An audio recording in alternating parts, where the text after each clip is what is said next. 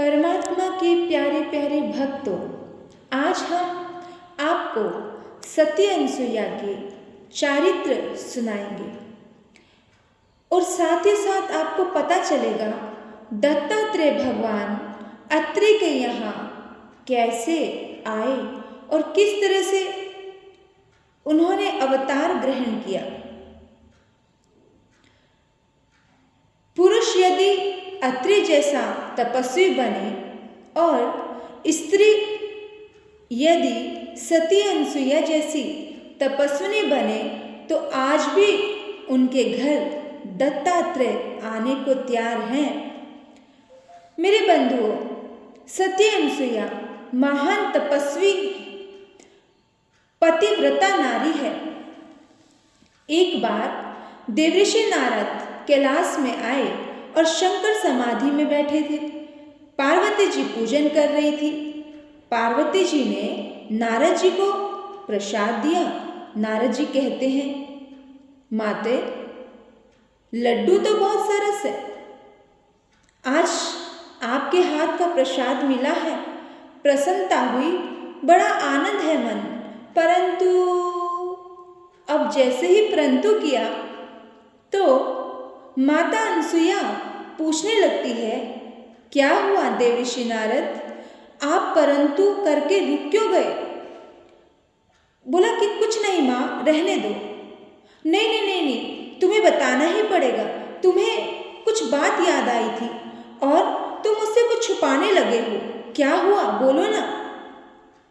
उन्होंने कहा, माँ अगर इतने ही आप जबरदस्ती पूछ रहे हैं तो चलो बता ही देता हूँ।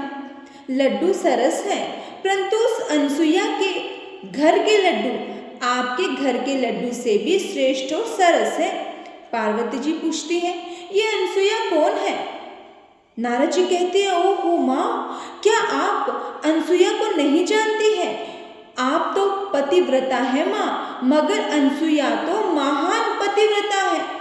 पार्वती के मन में ईर्ष्या उत्पन्न हो गई और हर किसी के मन में हो जाएगी। अगर आपको भी कह दिया जाए कि भाई तुम तो होंगे महान, लेकिन तुमसे तो दूसरा व्यक्ति बहुत ज़्यादा कई गुना महान है, तो अंदर में आग लग जाएगी, क्योंकि तुलना हो गई और तुलना दुख का कारण होती है। पार्वती जी कहती हैं, क्या मुझसे बढ़कर है? बोले, हाँ हाँ आपसे बढ़कर है। अब श्री शंकर जी समाधि से जागे, समाधि से उठे तो पार्वती जी ने वंदन किया और बार बार वंदन कर रही है। याद रखना, घर के आदमी अगर बहुत वंदन करें तो समझ लेना कि खड्डे में उतारने की तैयारी है। शंकर ने पूछा, देवी क्या बात है, क्या चाहिए? पार्वती ने कहा कि एक बात कहनी है। बोला, हाँ बोलो, पर पहले प्रॉमिस करो कि मेरी बात मानोगे ना। बोला, अरे जब तक बात नहीं पता चलेगी तब तक प्रॉमिस कैसे दूँ, पहले बता तो सही। बोला, नहीं नहीं, आप कह दो कि मैं तेरी बात मानूंगा। बोला, आज दिन तक तेरी कोई बात टाली है क्या? बोल बोल, क्या कहना है? मैं तेरी बात मानूंगा। अनसुईया के बारे में बताने लगी पार्वती कि कुछ भी करके अनसुईया का पतिव्रत भंग करके आओ। शिव जी कहते हैं, देवी जो दूसरों का बुरा करने की इच्छा करता है उसका ही बुरा हो जाता है, इसमें कल्याण नहीं है देवी। बोली, नहीं नहीं, कुछ भी हो जाए, मुझे तो उसका पतिव्रत भंग करवाना है, और अगर आप नहीं गए तो देखना मैं आपको छोड़कर चली जाऊंगी। अब शिव जी समझाते हैं, देवी ये संसार, ये दुनिया जैसी है, तू वैसी मत बन। और संसार में ऐसा ही तो होता है मेरे बंधुओं, इंसान अपने दुख से इतना दुखी नहीं होता जितना कि दूसरों के सुख से दुखी होता है। अपने दुख से तू नहीं इतना दुखी, अपने दुख से तू नहीं इतना दुखी, दूसरों का सुख न देखा जा रहा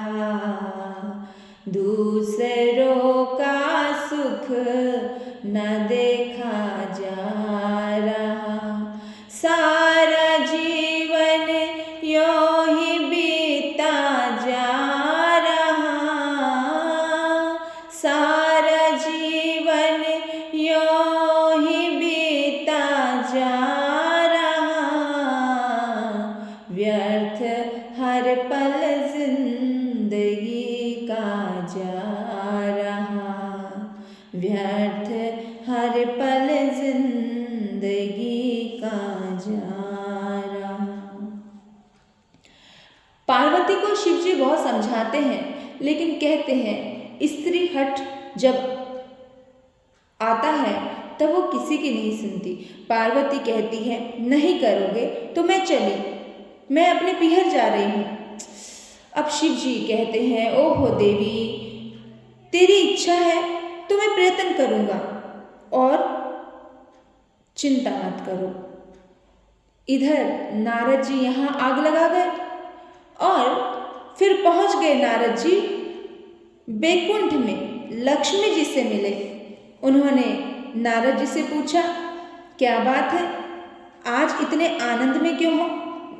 बहुत दिनों बाद आए हो देव ऋषि, आसन ग्रहण कीजिए। नारद जी मुस्कुरा रहे हैं। नारद जी कहते हैं माँ क्या बताऊं, बैकुंठ की महिमा तो पहले थी, परंतु अब तो बैकुंठ में आने की इच्छा ही नहीं होती। बोला क्या कहते हो देव ऋषि नारद, ऐसा क्यों बोल रहे हो? हाँ सत्य ही तो बोल रहा हूँ माते, अनसुईया के आश्रम के सिवा कहीं भी जाने की इच्छा नहीं होती है। मैं उनके आश्रम से आ रहा हूँ, अतः अति आनंद में हूँ। लक्ष्मी पूछती है ये अनसुईया कौन है? नारद जी कहते हैं वह तो महान पतिव्रता है, आप तो केवल पतिव्रता हो, वो महान पतिव्रता है। लक्ष्मी जी ने श्री विष्णु जी से कहा कि आप कुछ ऐसा करो जिससे अनसुईया का पतिव्रत भंग हो जाए। अब इधर तो आग लगा गए, अब फिर तीसरी जगह पहुंचे। अब सावित्री जी को भड़का दिया। अब सावित्री जी ने कहा कि ब्रह्मा जी जाओ और जाकर के उसको ठिकाने लगा के आओ, पतिव्रत भंग करके आओ। अब देखो शंकर, विष्णु, ब्रह्मा तीनों देवता अपनी अपनी स्त्रियों के स्त्री हठ की वजह से चित्रकूट में एक साथ मिले। तीनों देवता अनसुईया के आश्रम में आए। भिक्षा मांगते हुए उन्होंने कहा भिक्षाम देहि, भिक्षाम देहि। तो जैसे ही देवी भिक्षा लेकर के आई वैसे ही उन्होंने कहा, तीनों ने संतों का रूप बनाया हुआ था कि देवी हम ऐसे भिक्षा नहीं लेंगी, आज हमने प्रतिज्ञा की है, आज अगर आप नग्न होकर के भिक्षा देंगे तो ही हम भिक्षा लेंगे। अनसुईया सोचती है कि कमाल की बात है, नग्न होकर भिक्षा दूंगी तो मेरा पतिव्रत भंग हो जाएगा। और ये भी कोई भी ऋषि मुनि ऐसी अटपटी बात नहीं करते, ये कैसी बात कर रहे हैं?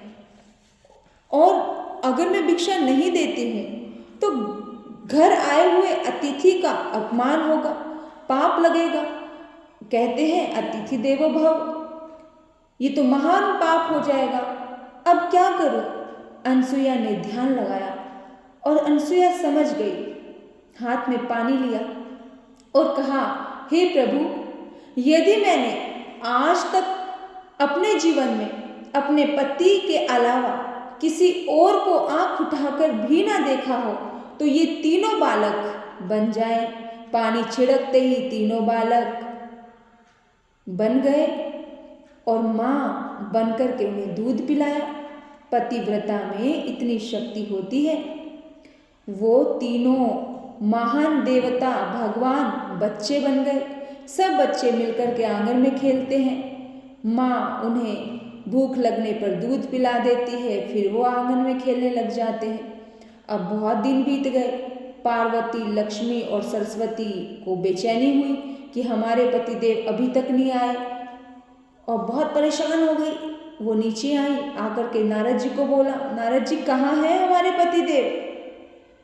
नारद जी ने कहा कि वो तो माता अनसुईया के यहाँ पर आंगन में है, आप देख लीजिए ध्यान लगाकर। जैसे ही ध्यान लगाकर देखा तो एकदम से हैरान हो गई। ओहो, तीनों बालक बनकर के खेल रहे हैं, इन्हें तो हमारा होश भी नहीं है। देवियों ने उनसे पूछा कि हमारे पति का कुछ समाचार तो बताओ, हम कैसे लेकर के आए उनको, कैसे जाए? नारद जी कहते हैं कि बोलो कौन बड़ा है, बोलो अभी तो बोल दो माता कि कौन बड़ा है।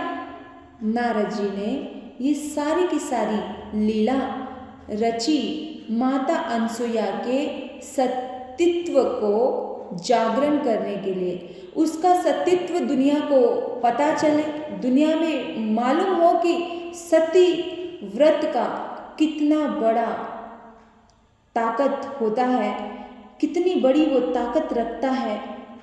मेरे बंधुओं, जब नारद जी कहते हैं कि बता दीजिए अब कौन बड़ा है, तो तीनों देवियां कहती हैं मान गए हम कि सती अनसुया में बड़ी ताकत है, बड़ी शक्ति है, वो हमसे भी महान है।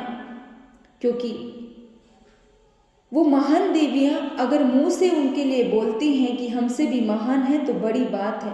तो नारद जी कहते हैं कि ठीक है, अब तुम चले जाओ और जा कर के अपने पतियों को ले आओ। तो अनसुया के श्राप से तीनों डरने लगी कि अगर हम गए अंदर तो अनसुया ने अगर हमें श्राप दे दिया तो हम क्या करेंगे। तो नारद जी कहते हैं आपके सामने अगर मैंने किसी की तारीफ की है तो वो कोई साधारण देवी नहीं होगी माता।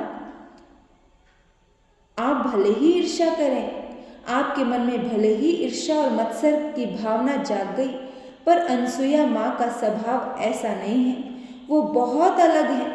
देवियां आश्रम में आती हैं, अनसुया ने देवताओं से बहुत सारी प्रतिज्ञाएं ली और प्रतिज्ञाएं ली कि पतिव्रता को कभी कष्ट नहीं दोगे, जगत में किसी भी स्त्री को नहीं सताओगे। इतने में अत्रि ऋषि पधारते हैं। अत्रि ऋषि कहती है तीनों बालक कौन है? अनसुया कहती है ये मेरे ही तो बालक है प्रभु, ये तीनों बालक मेरे ही हैं। और बोला कि ये तीनों देवियां इन बालकों की स्त्री है। अत्रि ऋषि ने ध्यान लगाया और अत्रि ऋषि कहते हैं देवी ऐसा ना कहो, ये तीनों तो महान देवता हैं, ये तीनों तो भगवान हैं, इन भगवान को आप अपना बालक कह रहे हो,